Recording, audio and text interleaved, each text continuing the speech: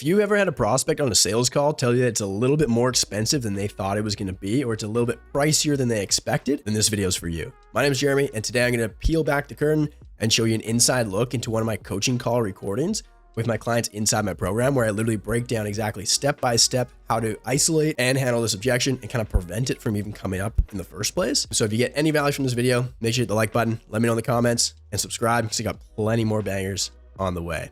Let's get into it. A question. So like, are there other ways of like filtering out like potential? Because I know this kind of all stems back to kind of his initial question of like people who like they're like just hit by like, oh man, I did not expect it was going to be that much.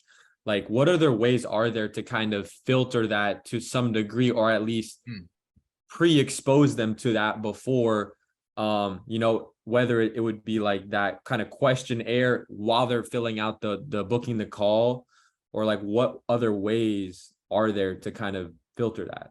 Great question. So you want to pre-frame it then. You want to anchor the price. So let's say we've got the sales call here. Here's our sales call formula. So over here is when they sign up and everyone's happy. Over here, they're in a state of pain, confusion. They don't like where they're at. They're kind of stuck and they don't know how to get out of that, right? So first thing you do is just, hey, what's going on? How's your day been? How's the week been? Oh, no way. Where are you from? Blah, blah, blah, right? Build rapport. So that kind of just gets them to kind of warm up to you, lower the defenses a little bit, put their guard down, and just kind of have a good conversation with somebody. And then from there, I kind of just like set the frame. This is really important too. So I'm not too sure if you're doing this right now, Steph, but like at the start of the call, it's like, cool, man. Well, hey, I'm really excited to get to know you a little bit more and kind of learn a bit about you. If you're cool, like if you're ready to go, we can just kind of dive right in. I can kick us off, get us started here. And then they'll be like, yeah, sounds good. And be like, cool. So how this call is going to go is I'm just going to ask you a lot of questions today, trying to kind of treat it as like a consult. So that way I can really just kind of explore like kind of what you're going through right now, some of the main problems, the pains you're feeling, and just kind of see like where you're trying to get to, just to see if I can actually help you get there. And if it seems like I can help you and you're a good fit for my program, then I'll make you an offer and we'll get started today on the call working together. Does that sound fair? Yes. I've never had anybody say no. I will say that. They all just say yes. So what you're doing is you're setting the frame. You're kind of pre-framing like, hey, there will be a decision point at the end. Right. Yeah. Something on that, Jeremy. Yeah. Yeah. Sorry to cut you off, but so in terms of setting the frame, something that I've gotten from this sales script that I used to use, I definitely still do that, even though I'm going unscripted right now. Like I'm like, hey, so basically I'm going to ask you a bunch of questions. I'm going to figure out exactly where you are right now, your point A, and then see exactly where you want to go, point B, and then see if we can bridge that gap and see what I can do to help you. So how I've done it in the past with that script is the 3 options question. You've probably heard of this before. So like first option, yes, both works out. You think you're a good fit. I think you're a good fit. We go on and enroll you in the program. Number 2 is for whatever reason, I say no or you say no. And then number 3 is you say you need to think about it. But after being on a number of these calls now, I know that people say they need to think about it and never take action. So because of that, what I'm looking for is a yes or a no today. Are you cool with that? Do you agree to that? What do you think about something like that? I know it sounds kind of like salesy for somebody who's in business, but it does, like I actually did that with the call yesterday. I brought that back and it did make sure that I got like clarity of like, yeah, like it's a yes or a no for sure. I'm not going to like make you wait for a bunch of time. Like, you know what I mean? Yeah, totally. I think it could definitely work. And I've seen other people like kick their calls off like that too. And it kind of just talks about like kind of what I had here. There will be a clear decision that needs to be made. Yeah. Right. That's kind of like the main thing. I also like to sprinkle in like to see if you're a good fit for the program. So then they're like, oh, okay, that's what we're talking about today. That's going to be the decision to join the program or not. Yeah. And then a yes or no is good.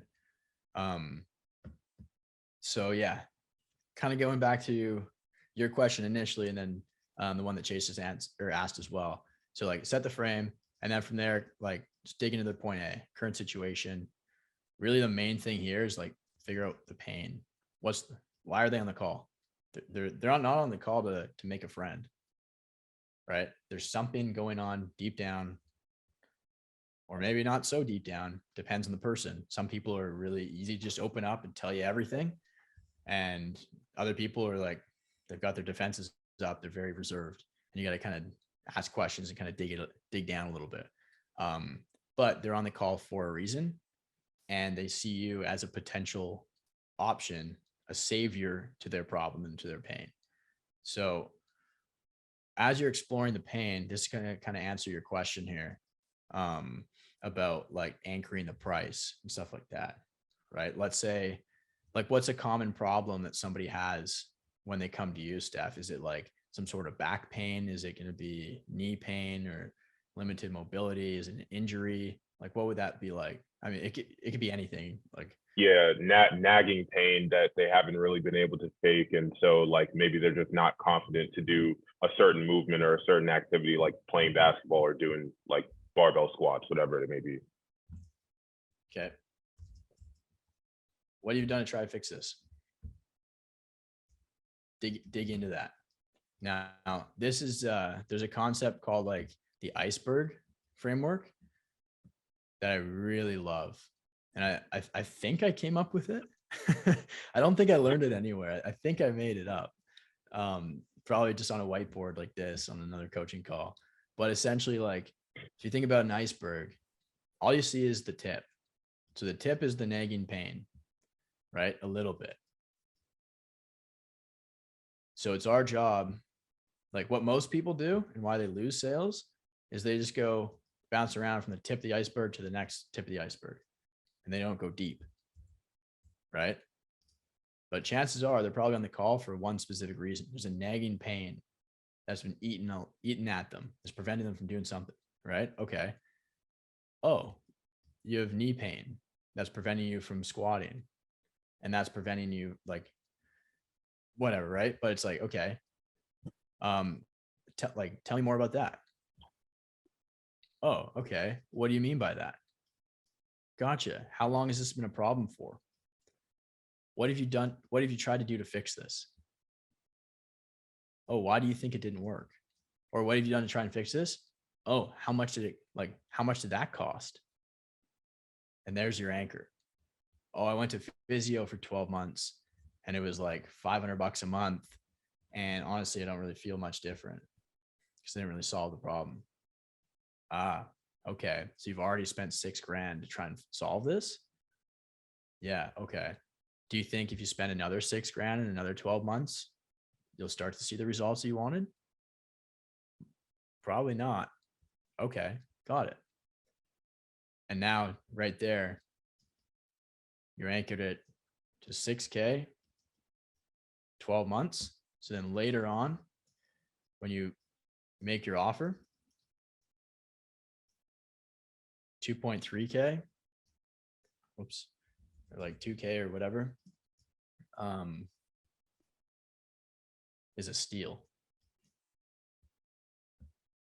Yeah, I think that's actually, I've seen you write that out before, but like seeing that again, the iceberg principle really helps, because I think something that I run into is with athletes, they just tend to be really hard-willed and kind of maybe not even stubborn, but they kind of ignore issues that they have. So it's like, okay, yeah, I just have this knee pain, like it's whatever, like I kind of just like train through it, or I just avoid that movement.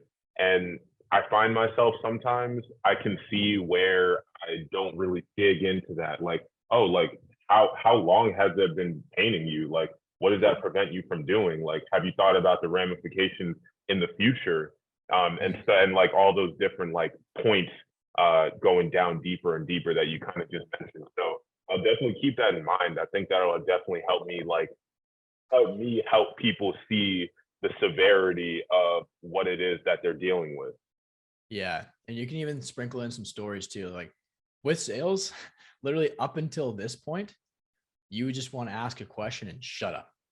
Like that's, if you watch my sales call recordings, it's mostly what I do. It's just like, I talk 5% of the time. Oh, what do you mean by that? Oh, no way. Okay. But yeah, I worked with someone else that was kind of similar and was kind of going through something, and now he's at this stage, but like, how long have you kind of been here for?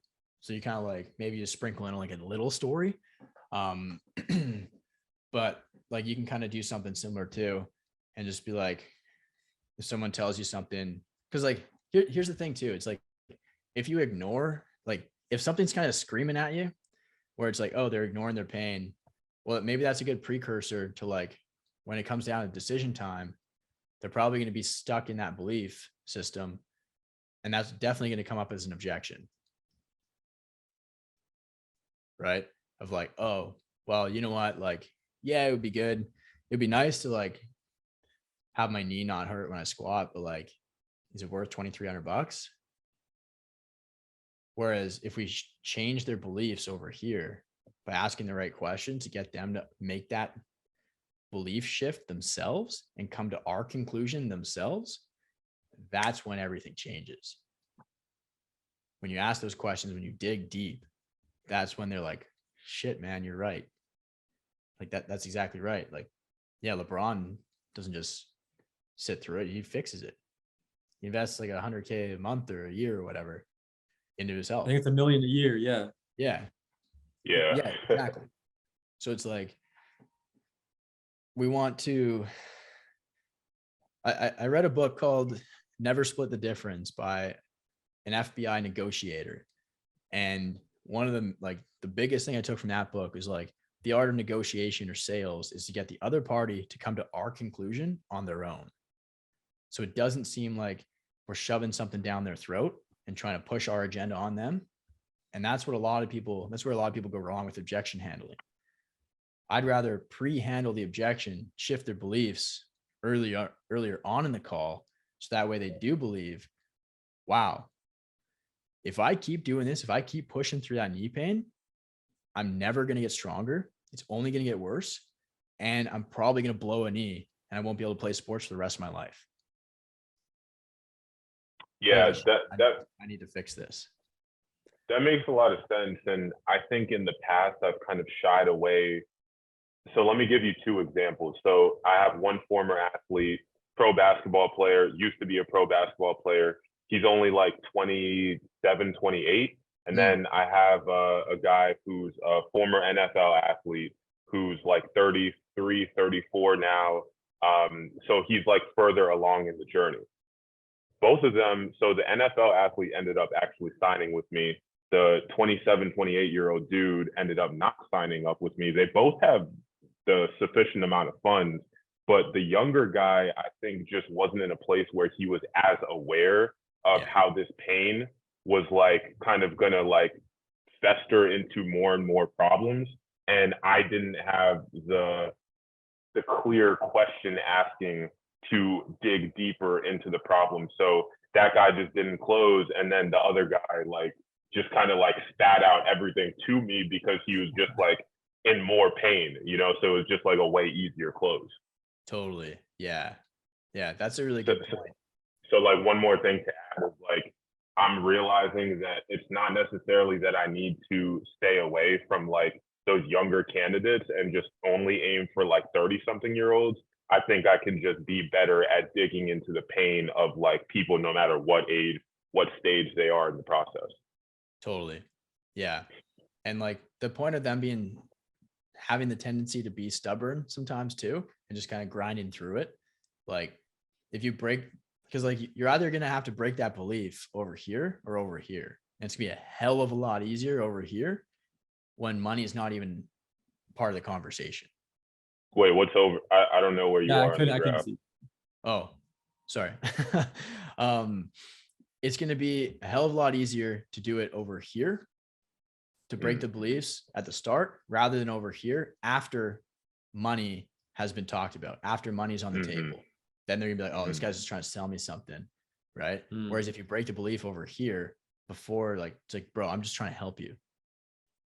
Like, do you want to be able to play football? Do you want to be able to play basketball with your grandchildren? Or do you want to be the guy on the sidelines with his cane, just kind of sitting on the bench watching? Or even like your children, right? Like that's kind of what you're helping them with. It's like that's at the end of the day, that's kind of the decision. And it's like they're right here right now, and they've got a decision to make. Take this path or this path. This path, yeah, it's going to cost you a little bit of money. But it's going to lead to a life of happiness, mobility, and like spend time with your family and feel really good. This might feel good in the short term because you can just keep doing what you're doing. It's going to wear you out. And you'd be like, man, when you're 35, when you're 40, you can hardly walk on your knees because you blew it up squatting. It's not going to feel very good. Right. So it's important, like in both our marketing and in our sales calls, to kind of like help them realize this and come to that conclusion by asking the right questions on the call. If I like tell somebody, hey bro, you're an idiot because of this, their defenses are going straight up, and it feels like I'm shoving something down their throat. People don't like that. That's like telling, like, if you saw an ad, for example, like, hey, if this is you, then listen up. It's like, listen up, screw off, buddy. Like I'm swiping, you know, it's like, don't tell me what to do. And it's the same thing with a sales call. But if it's like, if you ask the right questions in the right way, you get to the same destination, the same conclusion, just through a different kind of vehicle, a different way, if that makes sense. So like, here's a piece of content for you. Like, talk about this, right? There's a little mini Yeah. Right? I just wrote, mini video sales letter right there, right? It's like, here, and then show examples, use social proof, like use examples of athletes that ignored it, that kept pushing through, like Ronnie Coleman, for example, the bodybuilder. Look at him. He's not like in a good spot right now. There's probably a lot that he could have done to not end up where he's at. Maybe, I don't know. But there's probably a ton more examples too of like where they're at now because they just try to train through it. Whereas there's a lot of incredible athletes that were just total rock stars in their prime who continue to take care of their body afterwards. And now they're feeling better than ever. They're healthy, they're active, they're mobile, they're flexible, they've got tons of energy, and they're just living life. Yeah, that's all good stuff. I'm literally going to work on this video today. Perfect. Yeah, because like the way I see marketing and sales is they're so highly correlated. And to be honest with you, I don't really like handling objections. I don't like trying to do all of this ninja stuff on sales calls. Like with any of you guys, for example, like I didn't do any of this, right? Because I don't know, I just don't like it. I've done it enough. But the reason I don't really have to do it anymore is because I've done a really good job of this in my marketing. I've kind of preemptively done that. So then like people come onto a call with me, they already understand their alternatives.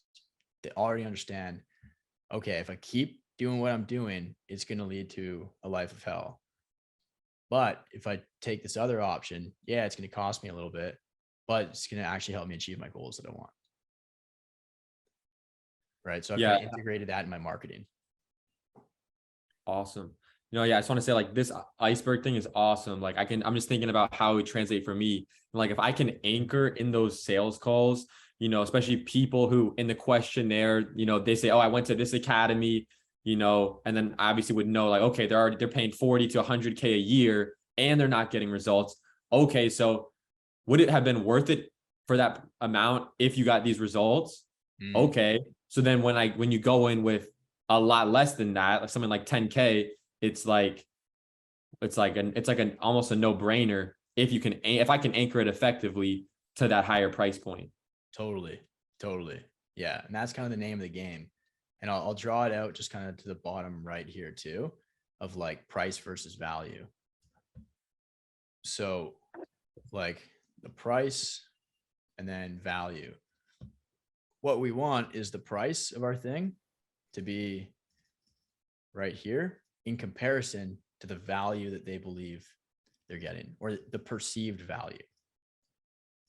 If they get something that's worth 100K in their eyes for only 10K, let's rock and roll, man. Here's my credit card. Our goal in like our marketing and stuff and on the sales calls is to maximize this gap. We want this to skyrocket in comparison to this. And that's when the yeses become a lot easier to get. When the thing that they're getting, or at least the thing that the value, the perceived value of the thing they're getting is way higher than the price, then that's when you don't get many objections. And that's when things start to really click. But where a lot of people have it backwards. They've got their value down here and then the price up here. And that's when you get, I need to think about it. Right. So yeah, does that make sense? I know we're covering a lot of ground here, but this stuff is really fun. It's really interesting to me, and hopefully it's helpful for you guys too. No, yes, Yeah, this is great stuff. And I realized that every call that I didn't close well, I wouldn't say every, some of them were like truly financial, at least it seemed like, but the other ones were just that I did not dig deep enough. And the person on the other end didn't see the value specifically for them enough. Yeah. Okay. And yeah, and maybe I'll wrap it up with one or two more concepts here too. So like I'll go back to here, kind of towards like when you present the offer and stuff like that. I know I'm drawing lots of arrows. I just want to make sure you guys are tracking with me. So I'm kind of top right of the offer thing, the timeline there. Essentially, like when you get to the decision point, when you pitch the offer, what a lot of people do is they pitch it where like they came in, we got their point A, point B, and maybe point A and point B is like the start of the call, how they're feeling, and towards the end of the call, how they're feeling. And they're kind of the same. They're just kind of equal, right? The amount of pain is the same that it was when they started the call. So by the time they get to here, they feel like the pain that they're in is still kind of the same that they were in over here. But what we want to do is along the way, by asking questions over here, digging into that pain, the desire, and what life is going to be like on the other side when they achieve that thing and why it's so important to them, then now we're magnifying the desire. We're magnifying the pain. We're magnifying like the desire to move forward and to actually make a change, to draw a line in the sand. And like we're lowering their action threshold as we go, because now they're like, holy cow, this is a way bigger problem than I actually thought it was before. I really need to do something about it, because if I don't, I won't achieve my goals. And always like anchor it back. And like one way you can handle objections too is like tie it back to like previous commitments, things that they've already said to you, right? If they, oh, it seems like it's a lot of money. Well, a lot of money, like, what do you mean? You already spent like 2.5 times that over the last year with no results, right? I understand where you're at. Like, I totally get it. Like, it might seem a little scary. And like, this is where you can, like, you really just want to get down to their level and just meet them so close. It's like, dude, honestly, I totally get it. Like, you're probably kind of scared right now. Like, it probably seems like it's a lot of money, right? They're like, yeah, man. And then you're like, totally get it. But also like, well, what happens if you don't do this? Like, are you going to spend another 6K doing physio that doesn't really work for the next 12 months? Like, do you mind if I just, this is one of my favorite lines of all time. Do you mind if I just be honest with you? Like, instead of being nice? And that just opens it right up, and you can just hit them with anything. Like, it's so good. It's so powerful. It's like, to be honest with you, man, like the way I see it, I've been spending all this money, I've been wasting all this time, and you're still in pain, like if you keep doing what you're doing, what you have been doing, you're going to keep getting the exact same results. Like you got to change to change. You got to do something differently. Clearly what you've been doing isn't really working. And if you actually want to, then here's where you sprinkle in their desires. And if you actually want to, like, I don't know, scale your business so you can like retire your wife and your parents and you can build that dream home that you told me 10 minutes ago how badly you want, but you can't because you're stuck working a shitty job right now, just kind of pay the bills. Then like, you got to do something different, man. You got to draw a line in the sand and say, hey, enough's enough. And notice how I'm explaining it. I'm not saying a peep about my program, my methods, my tactics, nothing. That doesn't matter. It's not about me. It's about them. It's all about them with the objections. It's got nothing to do with me and my program, anything like that. All it has to do is like, hey man, you've got a decision to make. You've got a decision to make. I want the best for you. And I know that what I have is going to help you achieve that, but I need you to meet me halfway. Yeah, that's good stuff. I feel like sometimes like going back to like that 20-something-year-old basketball player, I feel like people think that they can just maintain if I don't frame it in the right way. So instead of thinking that, oh yeah, I have this clear path, A or B, like I work with Steph and get the results, or B, I don't work with Steph and I just stay in pain and it eventually gets worse. I think just like framing that will make a hell of a difference. So that's good stuff right there. 100%. 100%. It's like, and in terms of like, I know I'm changing the subject a little bit here, but in terms of like transitioning to that offer from, okay, we talked about point A, we talked about point B, how do you like to transition into, okay, like, is it like something along the lines of like, all right, well, like we spoke about all of this and I think I get where you're at, repeat it back to them and then ask permission to get into your offer? Yeah, pretty much. Like at each stage, I ask for permission to move forward onto the next one. Gotcha. Like, well, honestly, man, like I really like who I'm speaking with right now. I love kind of like the why behind what you're trying to do. And honestly, like you sound kind of similar to one of my other clients I've worked with. Like I helped him, like he was kind of struggling with the same thing. We launched ads and he went from 4K a month to 27K a month in our first 30 days. So I definitely think I can help you out. And I think you'd be a really good fit for the program. Would you like me to kind of tell you a little bit about what I do and how I can help you? And the reason it comes so naturally is I've just said that so many times. Yeah. It comes with practice. The practice makes perfect, as you guys know. But here's another really cool thing that will help kind of what we've been talking about, the decision point. So it's like, this is from the book, The Slight Edge, which is really good. It's kind of like the compound effect, right? It's like what's uncomfortable early becomes comfortable later. So it's like, if you do things that are like, if you do the right actions over time, take slow, you don't really see results for a while, but then they just like become exponential. And that's the hard thing to do until it becomes really easy.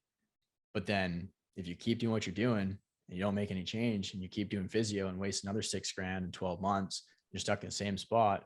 And then you got to get knee surgery. You end up down here. I don't want to have I don't want to have the same conversation with you 12 months from now, man, after you've wasted another $6,000 and like, you can't even join summer league. Yeah, the graph is elite. Yeah. Or like, this is just super simple, right? Simple disciplines, doing the right thing, get you up here, doing the wrong things on the day-to-day basis will slowly get you down here. Right. I don't know if that one's relevant, but hopefully you get the point.